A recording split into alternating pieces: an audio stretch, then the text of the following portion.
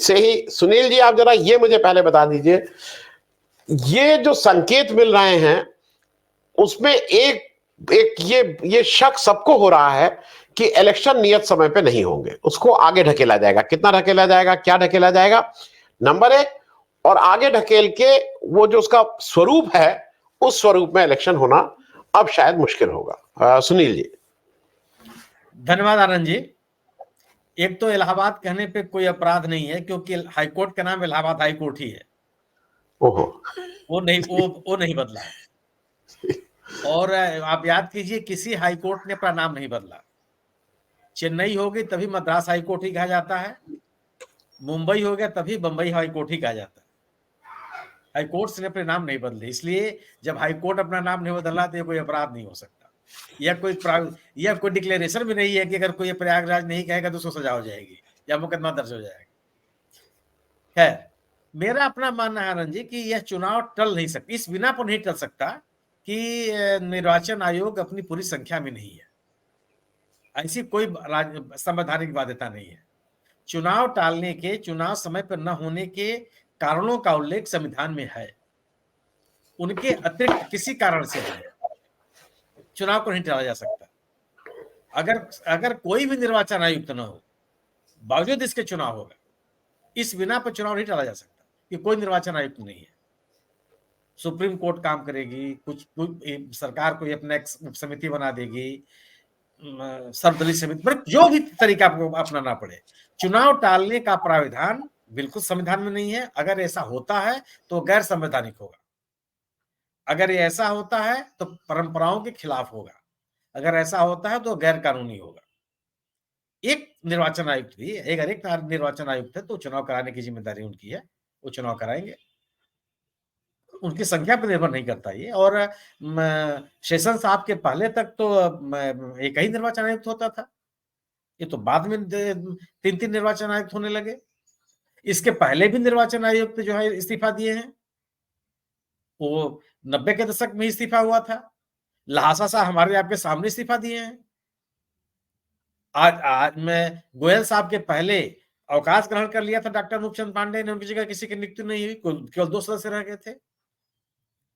तो निर्वाचन आयुक्त के इस्तीफे या निर्वाचन आयुक्त के पूरी संख्या न होने या निर्वाचन आयुक्त के न होने चुनाव टालने का कोई संवैधानिक प्राविधान नहीं है। कोई संविधान इसकी हमको अनुमति नहीं देता और इसके बिना पर चुनाव नहीं टाला जा सकता। चुनाव टाले जाने के कारण साफ साफ स्पष्ट है।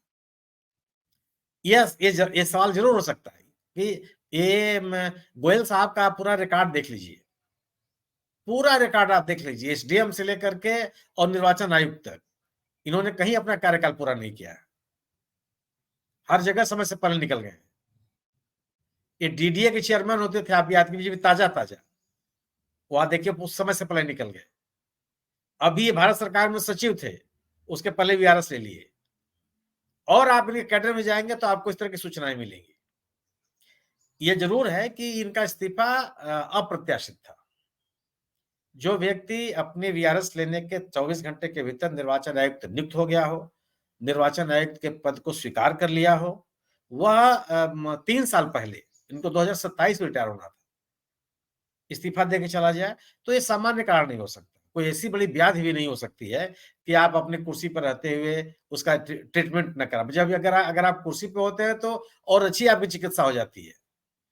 आप नरसिम्हा राव साहब को याद कीजिए, प्रधानमंत्री होने के पहले और प्रधानमंत्री होने के बाद तमाम लोगों को देखेंगे, आप एक संवैधानिक पद पे होते हैं तो तमाम तरह की सुविधाएं आपको मिली जाती है। मेरा अपना मानना यह है कि कोई ना कोई ऐसा कारण है, ये कारण भी आगे चल के स्पष्ट होगा कि जिसके वजह से उन्होंने इस्तीफा दिया होगा। अभी जो बातें हो रही है कि उनकी सहमतियों की, कि जो मुख्य निर्वाचन आयुक्त के जो अपने प्रस्ताव थे, उन प्रस्तावों पे उनकी सहमतियां सामने आ रही हैं। पश्चिम बंगाल में कई चरणों में चुनाव कराने या वहां बड़ी संख्या में सुरक्षा बलों के तैनात करने, उसकी बात सामने भी आ रही है। जम्मू कश्मीर में चुनाव कराने और वहां की अन्य व्यवस्था संबंधी बातों को लेकर के कई बातें सामने आ रही हैं जिससे उनकी असहमति थी। तो इससे भी इनकार नहीं किया जा सकता। लेकिन ये जरूर है कि यह दूसरी चीज जो जय ठाकुर साहब ने यह दाखिल किया है कि आप पुरानी परंपराओं के अनुसार उसकी नियुक्ति की जाए। ये संभव नहीं है, ये गैर कानूनी है। जब संविधान में, जब संसद ने कानून बना दिया, जब तक वह कानून चैलेंज नहीं होता सुप्रीम कोर्ट में, चैलेंज हो भी गया है वो, और उस पर सर्वोच्च न्यायालय का कोई निर्णय नहीं होता, तो नियुक्तियां तो उसी कानून के तहत होंगी जिसको संसद ने पास किया। संसद द्वारा पारित कानून को सर्वोच्च न्यायालय जब तक खारिज नहीं कर दे, जब तक उसको असंवैधानिक नहीं घोषित कर दे, तब तक आप उससे अलग कोई निर्णय नहीं ले सकते हैं। तो उसके बिना पर तो ये नहीं हो सकता। ये जरूर है कि जो निर्वाचन आयुक्तों की नियुक्ति को लेकर के जो भी चर्चाएं हैं कि 14-15 तारीख को कोई बैठक हो सकती है और एक सर्च कमेटी पहले से गठित कर दी गई है और सर्च कमेटी लोगों का नाम पता कर रही है, उसको लेकर के हो सकता है कि वो आप उस पर आपत्ति विपत्ति हो किनको आपने निर्वाचन आयुक्त बना दिया, ये इस पे ये बात हो सकती है। लेकिन निर्वाचन आयुक्तों के नियुक्ति की प्रक्रिया को गैर सब इस जो वर्तमान कानून है उससे अलग तरीके से आप करें या उसकी मांग करें, इसका कोई मतलब नहीं है। ये तो केवल ठीक है, सर्वोच्च न्यायालय से विचार कर सकता है, क्योंकि सर्वोच्च न्यायालय में यह कानून को चैलेंज किया गया, उसने आदेश पारित नहीं किया कि ये संवैधानिक है गैर संवैधानिक है। सरकार की नीयत का जरूर पता चलता है कि सरकार आयुक्तों की नियुक्ति में कोई पारदर्शिता नहीं रखना चाहती, सरकार आयुक्तों की स्वतंत्रता में कोई को सुनिश्चित नहीं करना चाहती, सरकार निर्वाचन आयोग के निष्पक्ष होने को सुनिश्चित नहीं करना चाहती। ये जो निर्वाचन की प्रक्रिया अपनाई गई है उससे ही साफ है, जो पूरी तरह से बहुमत से नियुक्ति होनी है और बहुमत से सरकार नियुक्ति समिति में सरकार का बहुमत है। गोयल साहब को लेकर के भी लोकसभा के सबसे बड़ी पार्टी के नेता अधीर रंजन चौधरी की असहमति थी, उन्होंने असहमति जाहिर किया था, लेकिन उसमें कानून व्यवस्था के तहत वो नियुक्ति हो सकती थी, नियुक्ति हुई। यह जरूर ये संभव है कि जैसे लहासा साहब ने इस्तीफा क्यों दिया, कोई कारण किसी ने नहीं बताया, उन्होंने भी निजी कारण से इस्तीफा दिया था, लेकिन उनके निर्वाचन के दौरान जब ये बातें सामने आई कि उन्होंने सत्तारूढ़ दल के कई गतिविधियों के ऊपर निर्वाचन आयोग के निर्णयों से उन्होंने अपनी असहमति व्यक्त की, और उनकी असहमति के बाद उनके परिजनों पर, उनके रिश्तेदारों के खिलाफ जो केंद्रीय एजेंसियों के छापे पड़े वो सबके सामने हैं। तो उन्होंने अपना इस्तीफा दिया उन्होंने, और एक अंतरराष्ट्रीय संस्थान में जाकर नौकरी कर रहे हैं। लेकिन वो भी ऐसा नहीं था कि बिना वजह के इस्तीफा देके चले गया, वजह, और अरुण गोयल साहब का भी इस्तीफा अनायास नहीं है, इसकी कोई ना कोई वजह है। अब ये वजह आज ना पता चले कल पता चले, लेकिन इसके बिना पर आप चुनाव को टाल नहीं सकते, ये संभव नहीं है। सुनील जी, वो निकला पहाड़ और खोदा पहाड़ और निकली चुकी है। अब वो आ गया जो ब्रेकिंग न्यूज, सारे टीवी चैनल ब्रेकिंग न्यूज कर रहे थे। मोदी जी का ट्वीट आ गया कि अग्नि 5 के मिसाइल लॉन्च हो गई है, डीआरडीओ के, उनको उन्होंने बधाई दे दी। तो जिसको ब्रेकिंग न्यूज है, कुछ ऐसा आने वाला है, टीवी वाले चलाने लगे थे, महिलाओं के लिए कुछ एक्स्ट्रा अनाउंस करने वाले, मतलब वो क्या करते हैं। खैर, मैं सुनील जी एक दो चीजें मेरे मन में आशंकाएं हैं, मैं इसलिए आप लोगों से जरा समझना चाह रहा हूं। हिमंता बिस्वा शर्मा जेल में है और जैसा कहा जा रहा है कि इलेक्शन तक निकलने की कोई उम्मीद नहीं है। मनीष सिसोदिया आज की तारीख में कोई भी कुछ कह ले, लेकिन आम आदमी पार्टी की 2 लोगों से, मनीष सिसोदिया जिस तरह से सरकार चलाते थे, जिससे पॉलिटिकल काम करने के लिए अरविंद केजरीवाल फ्री रहते थे, और संजय सिंह, उनके one of the most acceptable, जो अक्रॉस द पार्टी लाइन उनकी एक्सेप्टेंस थी। आम आदमी पार्टी को लेके कुछ लोगों के मन में कुछ आशंकाएं रहती थी, लेकिन संजय सिंह उस मामले में अपने को अक्रॉस दी पार्ट पे, उनको जेल में। मैं ये आशंका इसलिए कर रहा हूं कि अगर इलेक्शन से जस्ट पहले 272 नहीं दिखाई देगा तो अखिलेश को नोटिस पे रखा हुआ है, किसको कहां कैसे ले जाके जेल में डाल के, कहने को इलेक्शन प्रोसेस तो होगा ही होगा कि भाई नॉमिनेशन होगा, लोग वो आएंगे, लेकिन अगर आप उनके शीर्ष नेताओं को जेल में अंदर डाल दीजिएगा तो क्या इलेक्शन होगा। आज एनसीपी, शिवसेना, तृणमूल, मतलब कौन सी ऐसी पार्टी बची है जिसको आपने उस पे नहीं ले रखा है। मैं इस पे भी थोड़ा आपसे समझना चाहूंगा, आपको लगता है कि अब अरेस्ट, क्योंकि आज आरजेडी का, कल उन्होंने एक आदमी, एक विधायक अरेस्ट किया, वो वो लगातार चल रहा है, उसमें कहीं कोई वो नहीं है। मैं जरा इस पे भी आपसे समझना चाह रहा हूं कि ये डेस्परेशन दिखा रहा है और ये और बढ़ता जाएगा। सुनील जी। नहीं, ये डेस्परेशन तो है। अच्छा, वो हेमंत बिस्व शर्मा नहीं है, हेमंत सोरेन है। माफ कीजिएगा, हेमंत बिस्व शर्मा, हेमंत सोरेन, उनको माफ कीजिएगा, माफ कीजिएगा। उनको उनको आप, उनका तो राज तिलक असल में हुआ है। आनंद वर्धन जी चाहते हैं कि वो चला जाए। लेकिन हेमंत सोरेन को जेल में डालने से भारतीय जनता पार्टी का कितना राजनीतिक नुकसान हुआ है, आप झारखंड के राजनीतिक नेताओं से पूछ लीजिए। जिस तरीके से झारखंड मुक्ति मोर्चा का जन समर्थन बढ़ा है, हेमंत सोरेन के प्रति लोगों की सहानुभूति बढ़ी है, भारतीय जनता पार्टी के प्रति नाराजगी बढ़ी है, वो आपको दिखाई पड़ेगा। नेताओं के खिलाफ अगर आप इस तरह की कार्रवाई करते हैं और उसका नुकसान ही होता है। इतिहास में कभी भी इसका फायदा किसी राजनीतिक दल को नहीं मिला और न आगे आने वाले दिनों में मिलेगा किसी को। अगर आप अपने प्रतिद्वंदियों के साथ इस तरह का व्यवहार करेंगे तो ये आप मान के चलिए कि इसका राजनीतिक फायदा आपको नहीं मिलने वाला। इससे बातें खत्म नहीं होती है। ऐसा नहीं होता है कि चुनाव के राजनीतिक दल लड़ते हैं, जनता लड़ती है। जनता भी, कर्नाटक में डीके शिव कुमार के साथ क्या क्या नहीं हुआ था, क्या हुआ? डीके शिव कुमार उतने ही पॉपुलर नेता के रूप में सामने आए। आज परिणाम क्या हुआ कि सर्वोच्च न्यायालय ने उनके मुकदमे को खारिज कर दिया कि जो मुकदमा दर्ज किया गया था वो गलत था। सरकार की ये दरअसल है क्या कि सत्ता में बैठे हुए लोगों के सोचने का एक ही तरीका होता है कि दबा करके आप लोगों को कुचल देंगे, जबकि होता ऐसा नहीं है।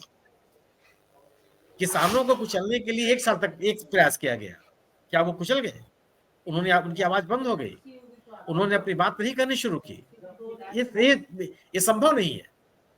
सरकार भले कितने भी हथकंडे, आप देखिए लालू जी के साथ क्या क्या नहीं हुआ।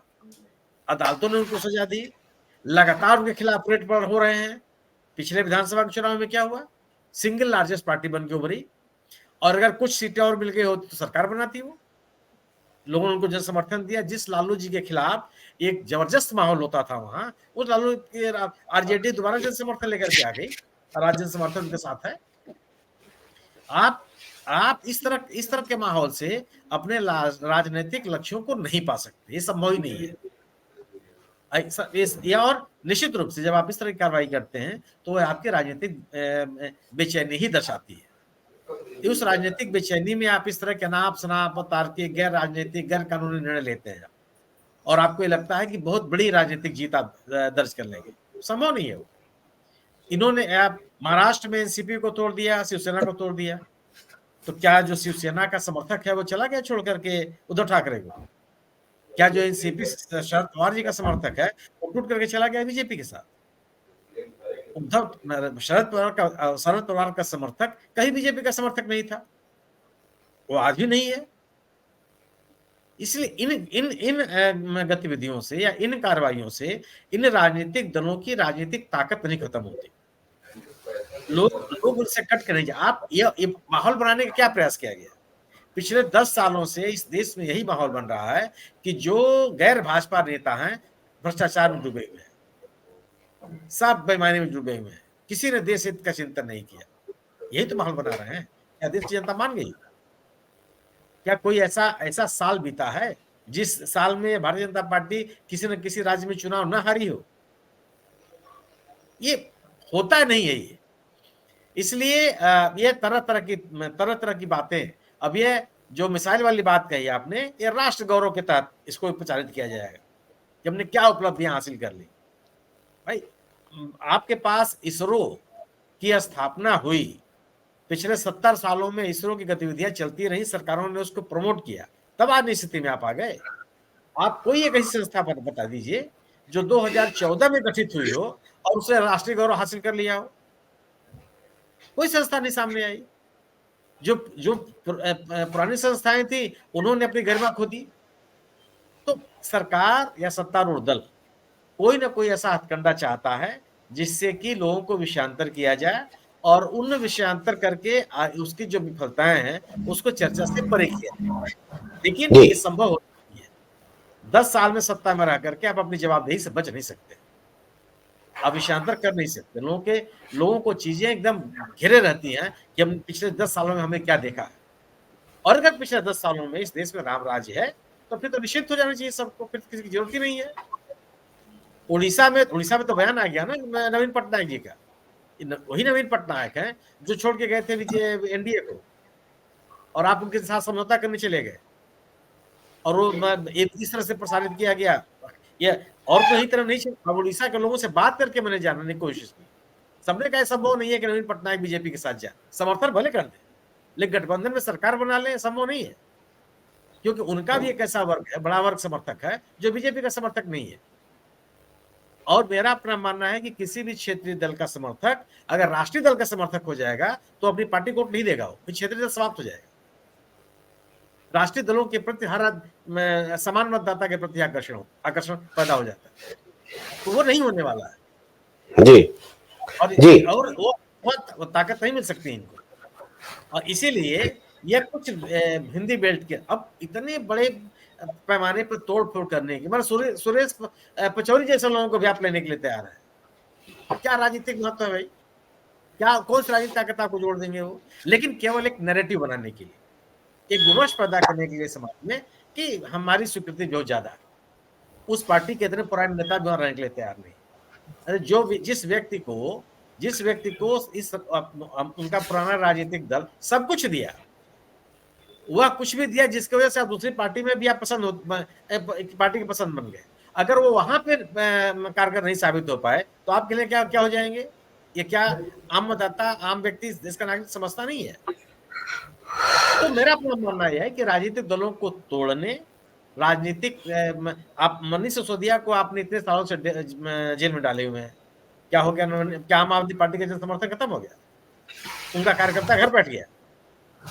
इन्होंने अभी आम आदमी पार्टी के 2 सभासदों को तोड़ दिया था चंडीगढ़ में, और उसके बूते इन्होंने डिप्टी मेयर की सीट जीत ली, दोनों वापस लौट आए, इसी पार्टी में आए। आप याद कीजिए पश्चिम बंगाल में जब चुनाव हो रहा था तो किन लोगों को नहीं तोड़ा गया था, जीते हुए विधायक इस्तीफा देके चले आए, बीजेपी से फिर टीएमसी में वापस आए, दोबारा इस्तीफा दे करके दोबारा चुनाव लड़ा कई लोगों ने, एमपी तक इस्तीफा दे दिए।